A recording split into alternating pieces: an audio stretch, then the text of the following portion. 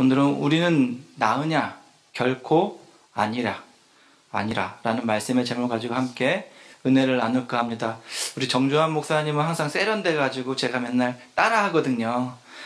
이렇게 워너비예요, 워너비. 막 이렇게 세련되고 막 그런데 오늘 보니까 저분에게도 그 레트로의 90년대 그 복음의 감성이 있다라는 것을 다시 한번 이렇게 느끼면서 저도 막 같이 동화되었던 것을 느낍니다. 미국 생활하면서 어느덧 저도 되게 얌전해졌더라고요. 원래 저도 뜨겁게 기도하고 더 많이 까불 수 있고요.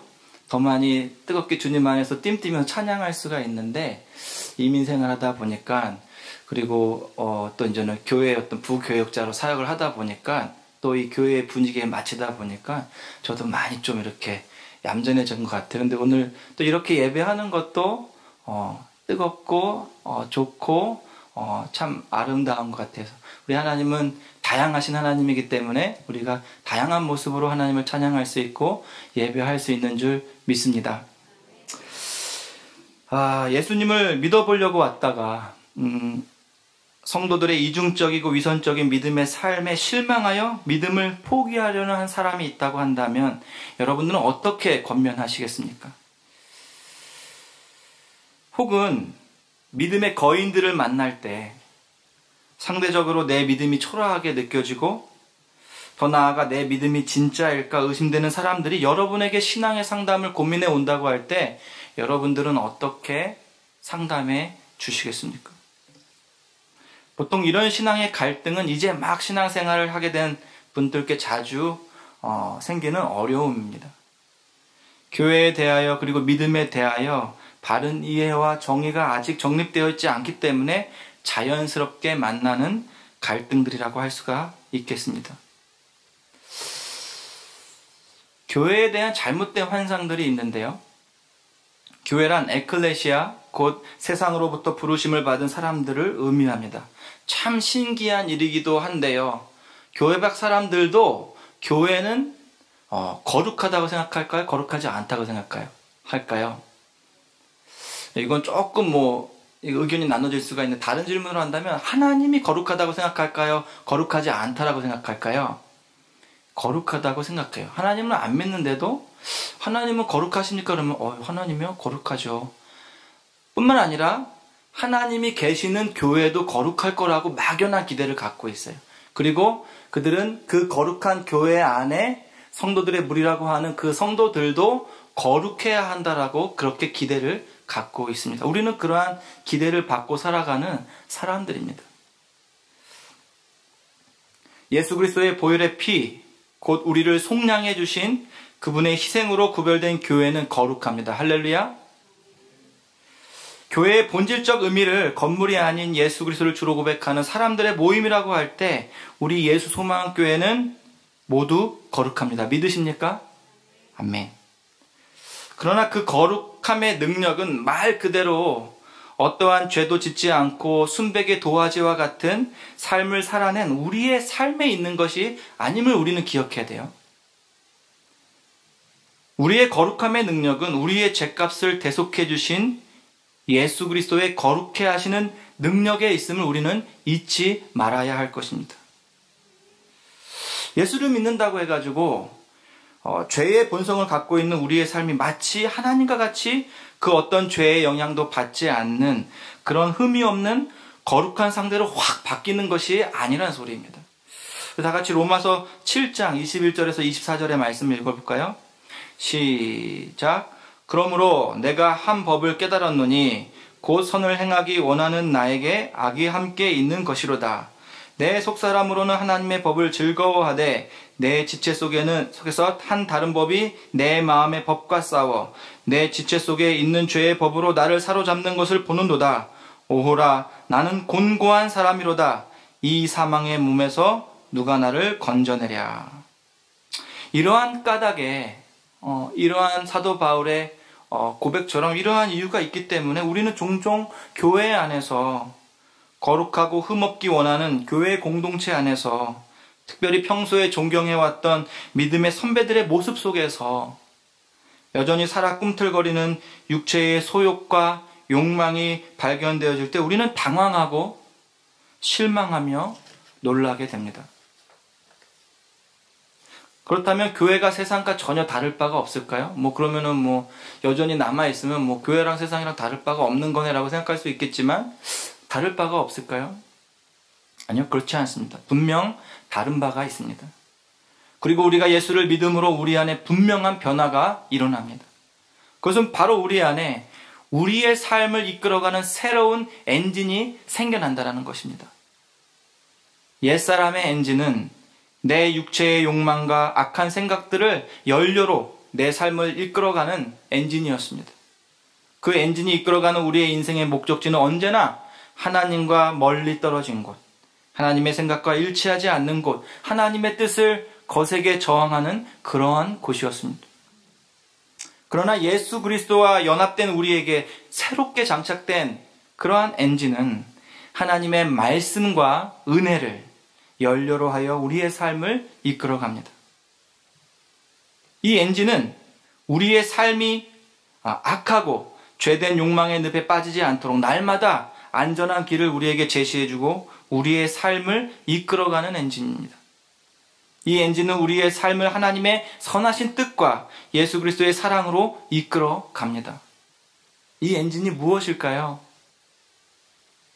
바로 우리의 믿음을 위하여 역사하시는 성령 하나님 되시는 줄 믿습니다. 네, 여전히 옛사람의 모습을 갖고 있는 우리는 종종 유혹에 넘어지고 자빠집니다. 그러나 우리는 완전히 무너지지는 않습니다. 왜냐하면 우리 안에는 내주하시는 성령 하나님께서 우리로 다시 말씀으로 일어날 수 있도록 붙잡아 일으켜 세워주시고 우리를 포기하지 않고 이끌어 가실 것이기 때문입니다. 믿으십니까? 만약 여러분이 이 믿음이 성령 하나님께서 여러분을 끝까지 포기하지 않고 결국 마침내 여러분을 하나님의 품으로 이끌어 가실 거라는 이 믿음이 있으시다고 한다면 그동안 내가 고개를 절레절레 흔들고 구제불능이라고 포기하여 저 마음 멀리 밖으로 던져버린 여러분의 형제를 위하여 이 믿음을 가질 수 있기를 도전합니다. 그 사람의 실패, 그 사람이 저지른 잘못, 죄를 용납하라는 소리가 아닙니다. 예, 우리는 악은 그 어떤 모양이라도 버리고 미워해야 합니다. 하지만 아직 하나님이 포기하지 않은 형제를 향하여 저 사람은 그리스도인이 아니야. 저 사람은 나와 같이 하나님의 품에, 동일한 그 품에 존재할 수 없어라고 선언하기를 보류해달라는 것입니다. 그를 마음속에서 완전히 파내어 던져버리기 전에 정말로 그리스도의 마음으로 기도 한번 해달라는 소리입니다. 단 한 번도 그 영혼을 위해서 심각하게 기도하지 않고 그냥 그의 삶을 가지고 그를 판단하고 정죄한다고 한다면 여러분에게도 그 교만의 죄가 있음을 기억해야 되는 거예요. 평가할 수 있죠. 사람이니까 정죄할 수 있죠. 그러나 우리는 기도도 함께 해야 합니다. 하나님이 포기하시지 않는다면 우리도 포기하면 안 됩니다. 신앙의 이론으로는 알겠는데 아직 용납이 잘 안 되는 분들이 계실 줄 믿습니다. 어떻게 저 사람을 그리스도인이라고 할 수 있지라며 갈등이 멈추지 않는 분이 계실 줄 믿습니다. 네, 사실 저도 여러분과 동일합니다. 저도 여러분과 다를 바가 없습니다. 적어도 목사로서 여러분과는 다르게 길을 제시해야 되기 때문에 여러분보다 더 말씀을 몸부림치면서 잡고 그 말씀이 가리키는 데를 같이 바라보려고 노력하고 있을 뿐이지 목사도 똑같아요. 목사도 그 마음 가운데 그 분노와 감정을 따르면 똑같습니다.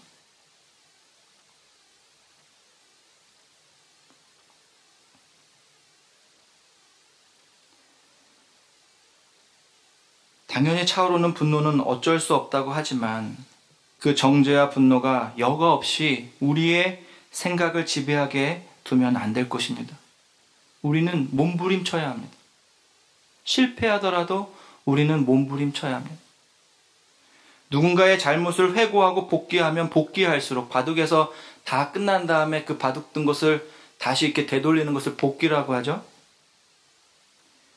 예, 누군가의 잘못을 그렇게 복귀하면 할수록 내 마음속에 차오르는 것은 미움이고 분노임은 틀림이 없습니다. 차라리 그럴 때는 내 믿음을 돌아볼 수 있는 시간을 가져보라고 도전하고 싶습니다. 내 믿음을 복귀해보라는 거죠.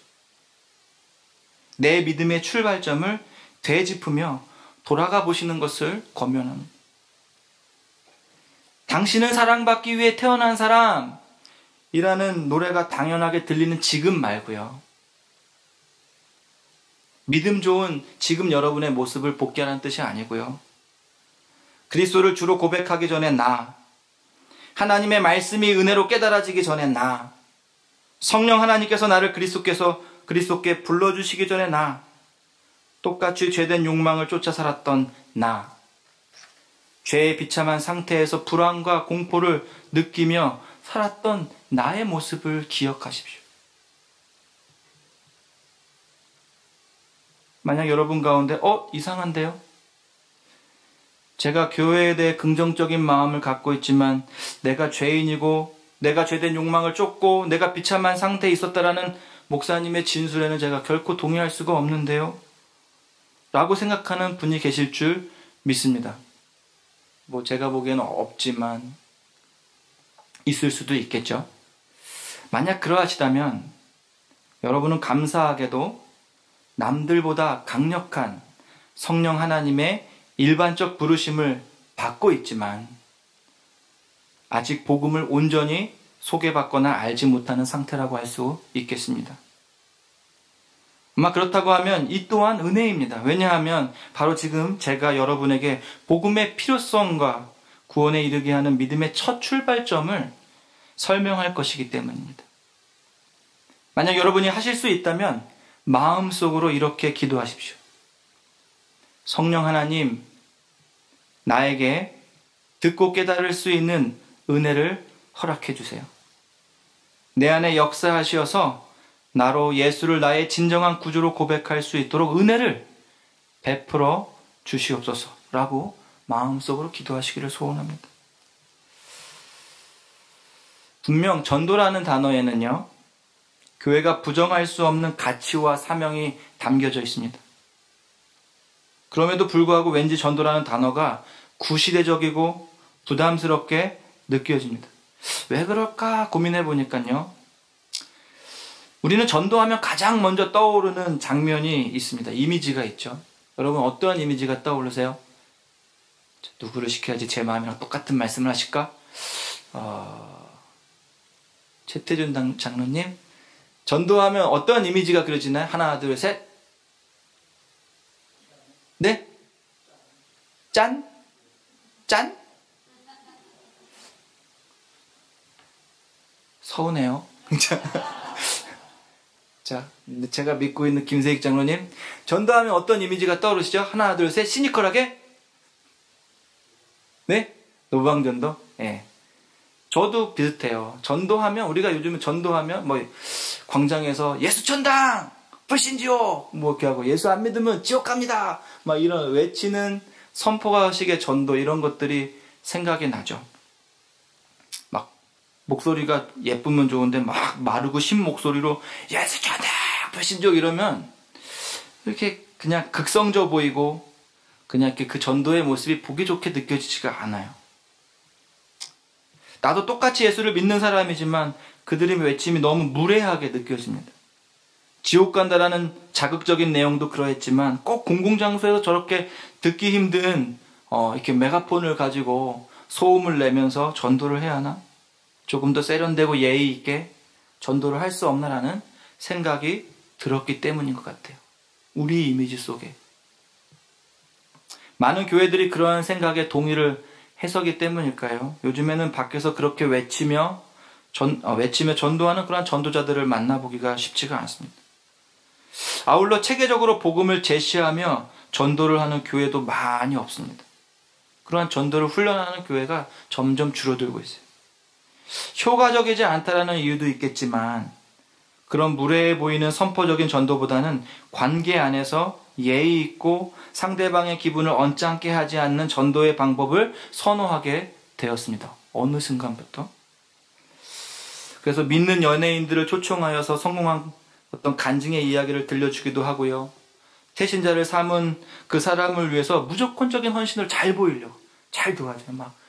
뭐 라이드가 필요하다면 막 라이드도 해주고 집에 가서 김장도 도와주고 무조건 도와주는 거. 좋은 이미지를 보여주기 위해서. 예, 좋습니다. 전도의 방법에 있어서는 조금 더 세련되고 예의 있고 부담스럽지 않게 접근하는 것에 저도 동의합니다. 그러나 우리는 본래 복음이 갖고 있는 본질적인 내용을 생략하거나 왜곡하면 안 됩니다. 아무리 잘 설명해도 때로 복음은 듣는 이에게 무례하게 느껴질 수 있습니다.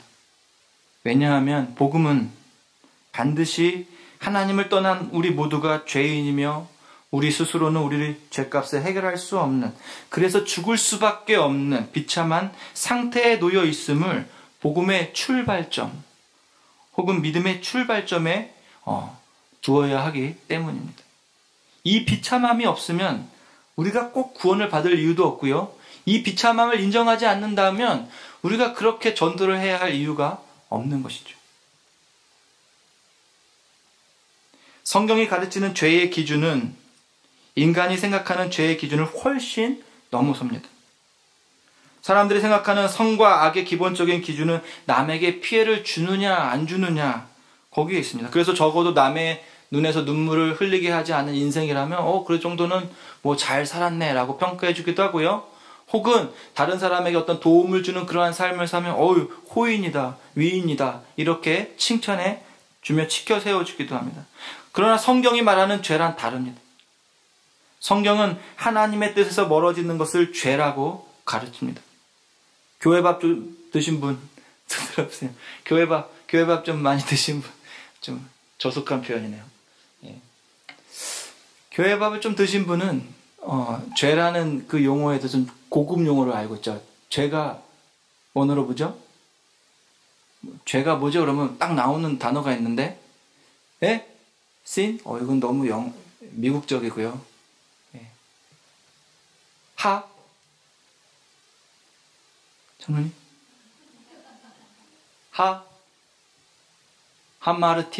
하마르티아라고 우리 많이 들어보지 않았어요? 아직 교회밥을 좀 더 드셔야겠네요. 죄는 하마르티아라고 하는데요. 여러 히브리 원어가 있기도 하지만 이 하마르티아라는 말은 관역을 빗나간 상태, 많이 들어봤죠. 이거는 관역을 빗나간 상태, 즉 이렇게 관역에서 벗어나 화살 뭐 이런 거를 의미하는데, 즉 하나님의 뜻이라는 관역에서 빗나가 있는 모든 인생의 상태가 죄라는 거예요. 내가 뭐 누구를 뭐 때렸건 안 때렸건 뭐 이건 상관이 없이 내가 하나님과 단절되어 있는 상태, 내가 하나님을 멀리하고 있는 상태, 하나님의 뜻을 알지 못하는 상태, 하나님을 알지 못하는 이 모든 상태가 다 죄라는 것입니다. 이 죄를 누가 가장 먼저 지었죠? 예, 아담과 하와입니다. 그 죄의 결과가 무엇입니까? 예? 쫓겨났어요. 예. 첫째는 하나님과의 단절이라는 비참함입니다. 모든 것을 공급받았던 동산의 삶이 모든 것을 스스로 노력하여 얻어야 하는 생존의 삶이 되었습니다. 하나님 안에서 그 마음속에서 부풀었던 풍성한 은혜의 삶은 이제 죄의 결과로 피할 수 없는 죽음 앞에 공허함과 두려움이 대신하는 공포의 삶이 되고 말았습니다. 하나님을 따라 지음받아 선하고 아름다운 것을 추구했던 인간의 지정의는 죄된 욕망에 오염되어 욕심을 쫓고 경쟁하며 악하고 이기적인 삶으로 치닫는 인생이 되었습니다. 즉 그 증거가 바로 노아 홍수 때 하나님이 들려주셨던 탄식이었습니다. 창세기 6장 5절 한번 다 같이 읽어보시겠습니다. 시작. 여호와께서 사람의 죄악이 세상에 가득함과 그의 마음으로 생각하는 모든 계획이 항상 악할 뿐임을 보시고.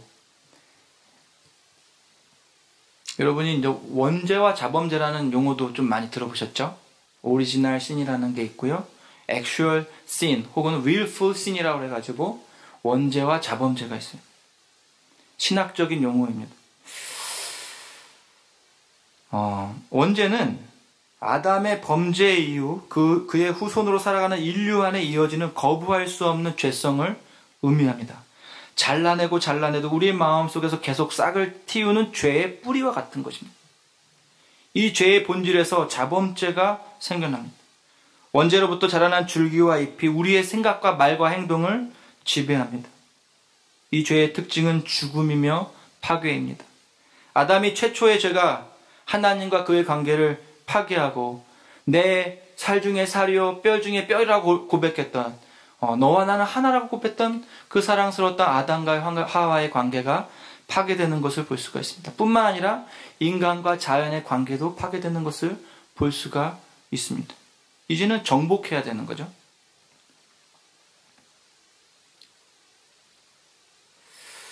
제가 그림을 하나 그려서 이렇게 올리려고 했는데 올려지지 않았죠?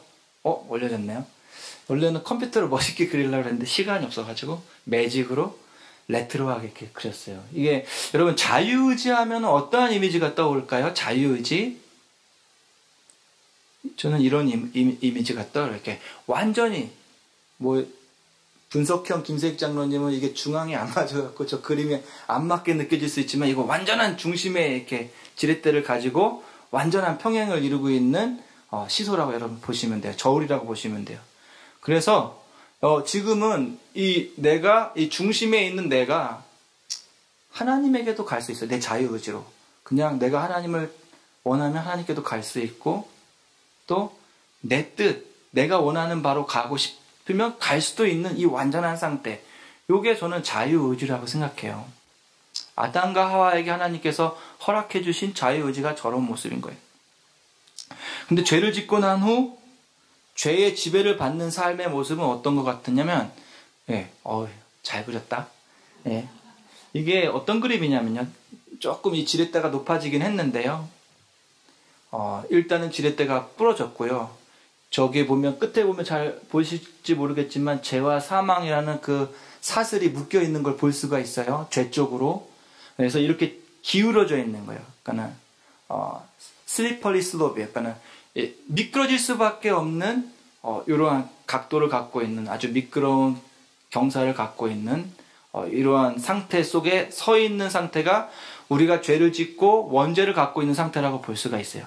내가 아무것도 안 하고 가만히 서 있으려고 해도 나는 어디로 갈 수밖에 없어요? 계속 미끄러져 가지고 저 죄 쪽으로 치우칠 수밖에 없는 게 죄성이라는 거예요.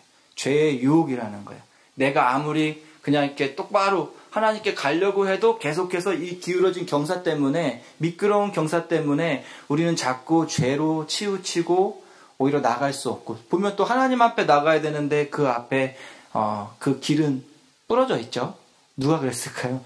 저는 사탄이 그랬다고 생각해요. 사탄이 와서 그 길도 망가뜨리고 우리의 이렇게 균형 잡혀있던 우리의 길도 그 죄로 치우칠 수밖에 없게 해놓고 또 사슬로 꼭 묶어놨어요. 그걸 우리의 힘으로 끊을 수 없도록. 저는 이게 바로 인간이 죄를 짓고 난 다음에 죄성이라고 생각합니다. 예수를 믿고 난 다음에 변화된 삶, 이거 아니에요.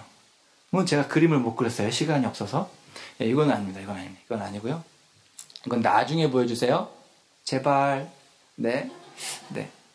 그렇게, 예수를 믿고 난 다음에 우리의 상태는요, 여전히 미끄러운 슬롭은 있어요. 그러니까, 미끄럼틀은 여전히 있어요. 그런데 달라진 게 무엇이냐. 그래서 우리는 계속해서 가만히 있으면 우리는 여전히 죄로 가는데 달라진 것은 예수님께서 우리를 향해서 새로운 길을 만들어줬다는 것, 그리고 성령 하나님께서 뒤에서 우리가 그 죄로 치우치지 않도록 우리를 계속 밀어주시고 이끌어주시고 있다는 것. 그래서 우리는 그냥 죄성에 그냥 흘러가는 것이 아니라 성령 하나님의 인도하심과 은혜로 우리가 조금씩 더디지만 하나님께 나아간다는 것. 이게 달라진 모습이라고 볼 수가 있습니다. 여러분, 우리의 믿음의 경주는 아직 끝나지 않았습니다. 그렇기 때문에 우리는 아직 교회를 떠나야 되나? 내 믿음이 없나? 라고 판단하기에는 너무나도 이른 시간이라는 거예요. 구원의 서정이라는 서정이 지사님 말고 구원의 서정이라는 신학적인 용어가 있습니다. 그리스도의 구원이 우리 인생 가운데 어떻게 역사하는가를 편의를 위해서 어떠한 과정으로 그려놓는 거예요. 교단마다, 그리고 이제는 뭐 개혁주의 안에서도, 개신교 안에서도, 그 교파마다 이 순서가 조금씩 달라요. 보통 칭의, 성화, 영화라는 어떤 짧은 세 단계부터, 뭐 길게는, 부르심, 거듭남, 회심, 칭의, 양자, 성화, 성도의 견인, 성도를 이끌어주심, 그리고 영화, 뭐 이렇게 8단계로 나눠지기도, 더 나누기도 해요. 그리고 요 순서들은요, 사실 왔다 갔다 해요. 개혁주의 안에서, 뭐 개신교 안에서도 사람의 관점에 따라서 이거는 뭐 칭의가 앞에 오기도 하고, 뭐 중생이 앞에 하기도 하고, 뭐 이렇게도 하는데요. 중요하진 않아요. 이거는 이제는 우리가 어떻게든 한번 이해해 보려고, 믿음이 어떤 식으로 우리에게 단계적으로 오는가를 이해해 보기 위해서 사람이 신학적으로 한번 이거를 그려본 거지, 사실 이거는 순차적으로 오는 것이 아니고 어쩔 땐 동시적으로도 오고요, 하나님의 역사 가운데 다양하게도 올 수 있는 거예요. 근데 이거를 순서가 어떤 게 중요한가, 이게 중요한 게 아니라, 여기서 제가 이야기하고 싶은 거는 거기에 성화라는 게 있죠. 성화인데 제가 주목하고 싶은 거는 성화라는 거죠. 예수님을 믿고 이제는 그 신앙생활을 하는 사람은 이 성화의 단계에 들어서는데, 성화는 쉽게 말해서 우리가 더욱 예수를 닮아가는 삶의 의미를 의미합니다. 그러니까 죄성의 유혹을 조금씩 덜 받고 계속해서 성령님의 그 인도하심에 보다 쉽게 인도함을 받는, 보다 예수님을 닮아가는, 보다 예수 그리스도의 장성한 분량에 이르는 그러한 삶이 성화라고 볼 수가 있는 거예요. 근데 이 성화는 우리의 힘으로 하는 게 아니에요. 우리 장로교에서는 그렇게 가르칩니다. 이 성화조차도 하나님의 은혜와 도우심으로 이룰 수가 있는 거예요. 하나님이 나의 삶을 통해서 역사하시는 거예요. 우리 장로교는 믿음은 인간이 하나님께 드리는 선물이 아니라 하나님의 은혜의 역사라고 고백합니다. 뭐 이거는 되게 중요하지 않아요. 뭐 장로교였기 때문에 장로교만 맞다라고 말할 수 없지만 우리는 그렇게 고백하기 때문에 이러한 신앙의 방향을 갖는데요. 중요한 거는 성화는 우리가 죽을 때까지 끝나지 않는 신앙의 여정이라는 거예요. 여정이라는 것은 시간과 과정이 담겨져 있는 거죠. 그래서 그 과정과 시간이 필요하다는 거예요. 성화라는 것은. 교회의 문턱을 밟는다고 해가지고 딱 예수님을 안 믿었다가 저 교회의 문턱을 밟고 여기 들어온다고 해가지고 우리가 예수를 구주로 고백했다고 해서 우리 안에 살아있는 원죄의 뿌리가 한순간에 사라지는 게 아니란 소리입니다. 여전히 그 죄성은 살아있지만 성령 하나님의 도우심으로 우리가 점점 더 육체적인 소욕, 육체적인 욕심을 따르지 않고 성령 하나님의 인도하심을 받아가며 구별된 삶이 훈련되어져 가는 것이 곧 성화입니다. 당연히 사람마다 그 성화의 속도가 같을 수가 없겠죠. 다 다르겠죠. 하나님은요, 우리 삶을 통해서 성화를 이루실 때에도 하나님 우리를 존중하세요. 하나님의 방법대로 야 성화 빨리 돼야지 강압적으로 우리를 이끌어 가시지 않아요. 여러분의 보폭에 맞춰서, 여러분의 속도에 맞춰서 때로는 인내하시고 기다려주시고, 그렇게 하나님은 우리의 자유의지를 존중해 주시면서 우리를 그렇게 이끌어 가십니다. 이제 한번 그림을 볼까요? 맨 앞에 사람들 이렇게 쫘르륵 이렇게 서 있는 그림. 네, 잘 그렸다. 여기 보면 김세익 장로님, 조율래 장로님, 최태준 장로님, 황현천 장로님 이렇게 딱 계셔요. 이렇게 보면 정면에서 보면은 뭐 이게 교회라고 한다면, 이게 트랙에 있다면 정면에서 보면 어떻게 해요? 다 똑같은 모습으로 보여요. 교회 안에서 다 똑같은 위치에 있는 모습으로 보여요. 그렇지만 사실 성화라는 관점에서 이 그림을 돌려보면요, 그 다음 그림 한번 보여주세요. 이건 다를 수가 있는 거예요. 이 맨 끝에 이쪽 맨 끝에 스타트가 있고 저기 예수님의 장성한 분량의 목적지가 있다고 한다면 어떤 사람은 저만큼 가 있고, 제가 아까 조율래 장로님이라고 했는데 제일 많이 앞에 가 계시네요. 우리 조율래 장로님이 가장 많이 닮아가 있고, 미안합니다. 좌절 넘어져 있는데, 아무튼 중요한 것은 사람마다 성화의 단계가 다르다는 거예요. 그렇기 때문에 우리가 이거를 볼 때 어떻게 해석을 해야 될까? 이제는 우리 답변을 좀 내놓아야 하는데, 때로 형제들의 연약한 모습을 통해 씻을 수 없는 상처와 실망감을 맛볼 때가 있습니다. 그러할 때 우리는 먼저 우리 또한 그 사람과 다를 바 없었던 죄인이었음을 우리는 기억해야 합니다. 하나님의 기준에서 볼 때 우리도 그 사람만 못지 않아요. 다만 우리는 그 사람에 비해서 더 나은 강점을 갖고 있을 뿐이지, 하나님의 거룩의 기준으로 봤을 때 여러분이나 그 사람이나 저나 다 그거예요. 도끼 객긴이라고 하죠. 예, 다 똑같은 거예요. 거기에서 내가 조금 더 거룩하다고 그걸 자랑할 수가 없는 것이죠.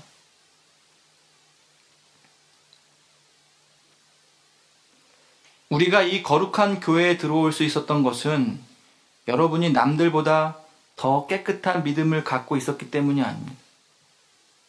똑같이 죄의 비참한 가운데 놓여 있었던